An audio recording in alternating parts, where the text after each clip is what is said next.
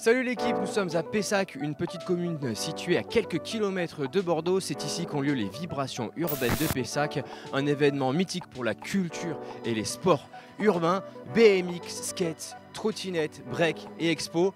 Vous allez découvrir les vibrations urbaines comme vous ne les avez jamais vues. Bienvenue à tous dans Immersion Freestyle.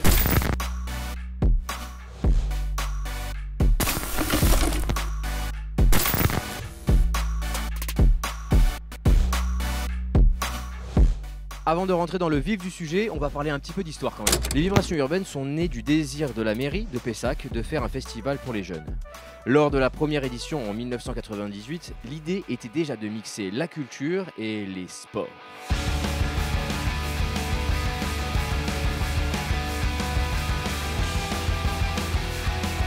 Le Festival des vibrations urbaines, c'est effectivement une compétition de skateboard ce week-end. La première réunion avec la mairie, ça s'est fait tout naturellement. Je leur ai exposé en quelques minutes l'idée qu'on avait de faire un festival avec les cultures urbaines. Ça s'était pas fait à l'époque, en mixant le skateboard, le BMX et la musique. Et donc ils ont dit banco. Alors effectivement, on n'avait pas les budgets qu'on a maintenant. On a gravi les échelons forcément, mais ils nous ont fait confiance dès le départ. Première vibration urbaine, c'était un jour, skate, BMX, dans la salle Belgrave en face. On faisait le tour des 3 ou 4 mairies dans les 20-30 km autour de Bordeaux ou de Pessac. On allait récupérer un curb par là, un plan incliné par-ci. On faisait la tournée avec le camion plateau là. Ça faisait beaucoup rire les agents municipaux d'ailleurs. Et voilà, on a monté un petit skatepark comme ça la première année avec 3 francs 6 sous et en achetant un petit peu de bois pour en fabriquer également. À partir de là, ça n'a pas arrêté, ça a grossi. Les boucheries de Pessac sont arrivées, voilà, ça a fait le buzz un peu partout.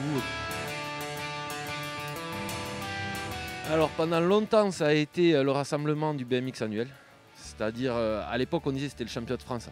Grosso modo c'était l'événement qui rassemblait le plus de monde en France, le plus de pros. Les Français pouvaient se confronter aux étrangers en France. Niveau ambiance, il y avait peut-être beaucoup moins de riders que les éditions que vous avez connues sous le chapiteau sur l'ancien skatepark ici ou dans les salles. Mais les toutes premières éditions qu'on appelait les bouchées de Pessac dans la salle Belgrave qui était à côté, c'était un feu terrible. C'est-à-dire qu'on pouvait rouler toujours pareil sur les murs du bâtiment.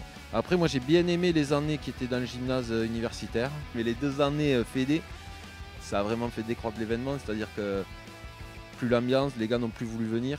Il restait que les gars qui ont la licence. C'est con à dire, mais les soirées parking, les gens que ça amenait, ça foutait un riding complètement différent, peut-être plus attrayant pour les spectateurs. Le soir, ça partait en best tricks sur le parking, en soirée sur le parking.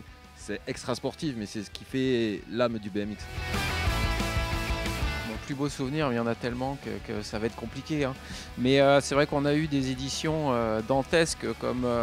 je me souviens par exemple du premier 900 d'Alex Valentino, voilà, c'était exceptionnel. Il y a eu du dirt, enfin, c'est très compliqué de résumer et de choisir un seul moment sur plus de 25 ans.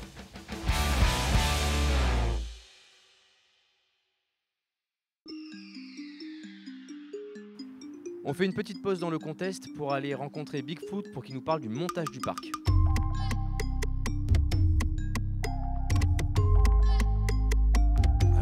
Faire des plans. Une fois qu'on a les plans, on se dit bon, on va passer à l'atelier. Donc là on prend des grands morceaux de fer de 6 mètres, on fait des coupes, on fait la soudure, ça part en galvanisation et puis à un moment faut aller poser son chantier. Puis là après on habille la mariée, voilà. Donc il y a des bouts de bois, il y a du skate light, mais il y a surtout de la bonne volonté et du courage. Tu sais à peu près combien de vis? Alors ça il faudrait demander à Palou, mais je sais plus, on avait passé les 100 000 vis, on n'était même pas à moitié du chantier. Tu nous as parlé de skate light. Qu'est-ce que c'est le skate light? Alors le skate light, c'est une résine qui a été créée exclusivement en fait pour la pratique du BMX, du skate, du roller, de la trottinette. C'est un matériau composite qui permet d'être déformé dans beaucoup de sens parce que bon, là on a quand même 2-3 boules, des courbes. Eh ben super, maintenant on n'a plus qu'à aller se régaler sur le parc.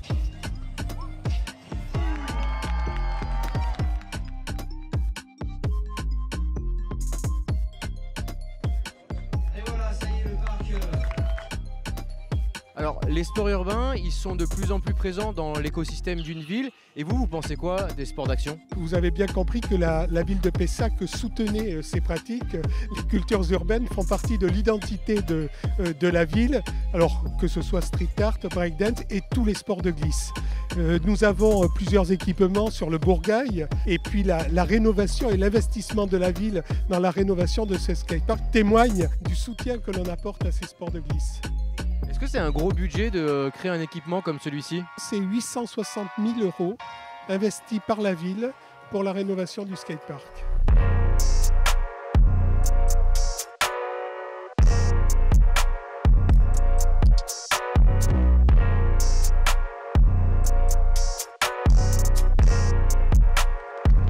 Allez, mesdames et messieurs, l'inauguration est maintenant terminée. On va pouvoir passer au contest Pessac. Est-ce que vous êtes chaud?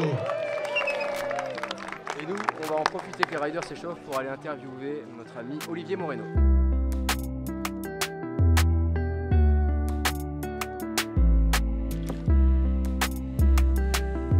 Comment ça va se passer aujourd'hui? Alors aujourd'hui on a malheureusement une météo qui est un peu capricieuse, donc on va essayer de dérouler le programme comme on avait prévu. Plusieurs catégories, les plus jeunes démarrent le bal jusqu'aux professionnels avec des Russes, des Anglais, des Colombiens, des Équatoriens et ça fait vraiment plaisir d'avoir ce beau plateau, quoi.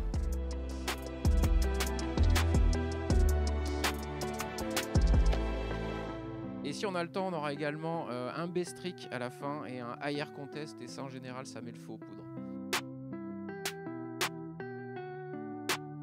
Alors tu dis souvent dans les interviews que toi t'es heureux quand les riders sont heureux. Est-ce que tu peux me parler de cette philosophie? Bah c'est la vie, quoi, tu vois, c'est là, t'es avec les potes, tu partages des choses, donc effectivement moi il n'y a rien qui me rend plus heureux que de voir les pilotes sourire et me dire ah, putain c'était génial, m'envoyer des messages après, avant, pendant et dire le parc il était bien, on a passé un bon moment, et voilà, c'est ça qui te fait kiffer, qui te dit putain on en a chié cette année, c'était dur, mais c'est pas grave, on reprend le flambeau et on continue parce que c'est chouette, quoi. Allez bah Olive, on va sécher le parc et puis c'est parti pour le rock.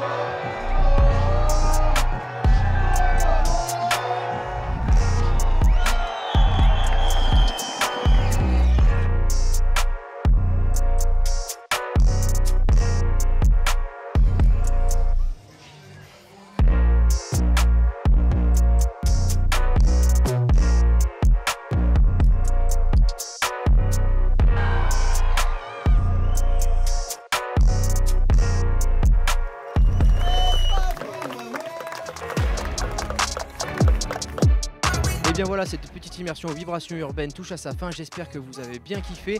Pour ceux qui nous suivent sur YouTube, n'hésitez pas à vous abonner, lâcher un petit commentaire ou même un petit pouce. Pour les autres, retrouvez-nous sur les réseaux sociaux avec le @immersion freestyle et @vu-Pessac. Je tiens à remercier Charlie et tous ceux qui ont aidé de près ou de loin pour cet épisode des vibrations urbaines. Nous, on se dit à la prochaine et n'oubliez pas, si vous allez rider, sortez casqué. Salut tout le monde, ciao ciao.